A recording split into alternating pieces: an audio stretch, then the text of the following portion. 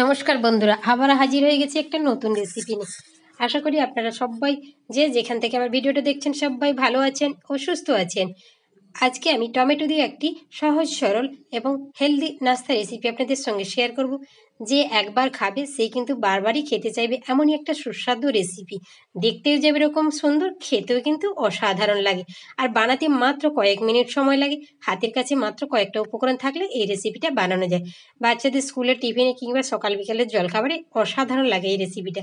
তো চলুন কথা না বাড়িয়ে রেসিপিতে যাওয়া যাক। এখানে আমি কয়েকটা টমেটো নিয়েছি। টমেটোর বীজটাকে ফেলে এইভাবে একদম ছোট ছোট টুকরো করে কেটে নিতে হবে। এখানে কিন্তু টমেটোর দানাটা রাখা যাবে না।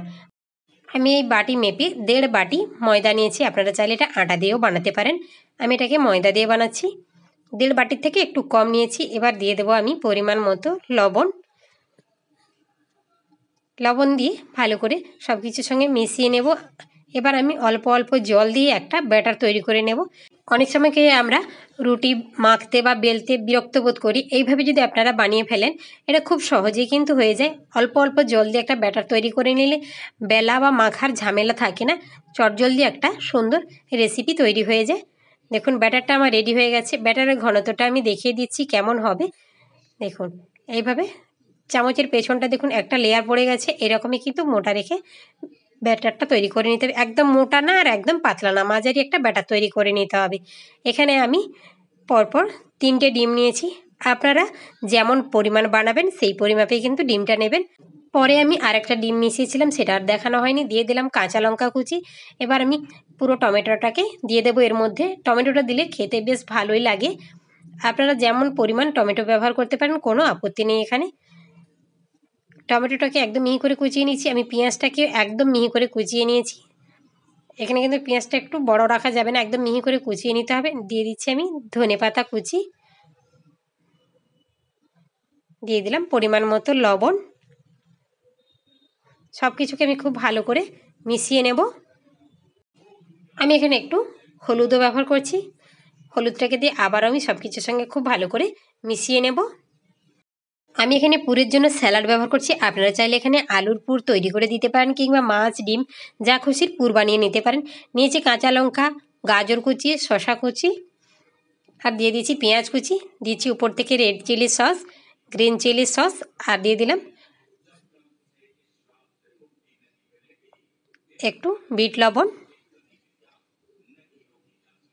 এখানে বিট লবণটা ব্যবহার করলে ভালো হয়, এমনি সাধারণ লবণ ইচ্ছে। দিয়ে দিলাম টমেটো সস। টমেটো সস দিয়ে ভালো করে আমি হাত দিয়ে মেখে নিচ্ছি। আপনারা চাইলে এটা চামচ দিয়েও মেখে নিতে পারেন। এটা আমি পুর হিসাবে ব্যবহার করব। এটাকে মাখিয়ে আমি এক সাইডে রেখে দেব। এদিকে আমি তাওয়াটা বসিয়ে দিয়েছি। তাওয়ার মধ্যে আমি একটু সামান্য সাদা তেল ব্রাশ করে নিয়েছি। খুব বেশি তেল দিলে কিন্তু হবে না। এবার আমি এক হাতা করে ব্যাটার নিয়ে ওপর থেকে এইভাবে দিয়ে দিচ্ছি। দিয়ে হাতার পেছন দিয়ে এইভাবে ঘুরিয়ে ঘুরিয়ে সুন্দর করে একটা রুটির মতো শেপ দিয়ে নিচ্ছি। দেখুন কত সুন্দর একটা রুটি, কত সহজে তৈরি হয়ে গেল। এবার আমি ওপর থেকে একটু সাদা তেল ব্রাশ করে নিচ্ছি, খুব সামান্য, খুব বেশি তেল এখানে ব্যবহার করার প্রয়োজন নেই। দেখুন কত সুন্দরভাবে এমনিতেই ফুলে যাচ্ছে। এবার ওপর থেকে যে আমি ডিমের যে গোলাটা তৈরি করে রেখেছিলাম সেটা আমি এইভাবে অল্প অল্প দিয়ে পুরো রুটিটার মধ্যে ছড়িয়ে নেব। দেখুন এখন দেখতে কত সুন্দর লাগছে রুটিটাকে। পুরো রুটির মধ্যে কিন্তু এইভাবে ডিমের গোলাটাকে লাগিয়ে নিতে হবে। এটাকে একটু সময় ধরে শুকিয়ে নিতে হবে। ওপরটা একটু হালকা হালকা শুকিয়ে গেলে তারপরে উল্টে দিতে হবে। 2 থেকে 3 মিনিট রাখলেই কিন্তু সুন্দরভাবে ওপরটা একটু শক্ত হয়ে যাবে বা টাইট হয়ে যাবে। তারপরে উল্টে আবার ওপর থেকে একটু এভাবে তেল ব্রাশ করে নিয়েছি, খুবই সামান্য। এটাকে আমি আবার উল্টে পাল্টে ভেজে নেব একটু ভালো করে। একটু ভাজা ভাজা হয়ে গেলে তারপরে আমি দিয়ে দেব যে স্যালাডটা তৈরি করে রেখেছিলাম, সেটাকে ব্যবহার করব। আমার এইরকম সহজ সরল রেসিপিগুলো যদি আপনাদের ভালো লেগে থাকে তাহলে প্লিজ লাইক কমেন্ট শেয়ার করবেন। আর আমার চ্যানেলের নতুন বন্ধু হলে চ্যানেলটাকে অবশ্যই সাবস্ক্রাইব করে পাশে থাকা বেল নোটিফিকেশানটি অন করবেন, যাতে আমি যে ভিডিওগুলো আপলোড করব সেগুলো সবার আগে তোমাদের কাছে পৌঁছে যাবে। কথা বলতে বলতে আমি দিয়ে দিয়েছি স্যালাডটা, আর উপর থেকে দিয়ে দিয়েছি ধনেপাতা কুচি। দিয়ে এইভাবে খুন্তি দিয়ে সুন্দর করে মুড়ে নিয়েছি। দেখুন এভাবে কিন্তু আমরা রোল হিসাবে এটাকে ব্যবহার করতে পারি বা খেতেও পারি। এটা কিন্তু বাচ্চা থেকে বড় সবারই কিন্তু খুবই পছন্দ হবে। তৈরি করে নিয়েছি আমি বেশ কয়েকটা, আবারও একটা বানিয়ে দেখাচ্ছি আমি। আবার আমি এক হাতা ব্যাটার দিয়ে ভালো করে রুটিটাকে বানিয়ে নিয়েছি। ওপর থেকে আবারও ডিমের গোলা এইভাবে পুরো রুটির গায়ে লাগিয়ে নিচ্ছি।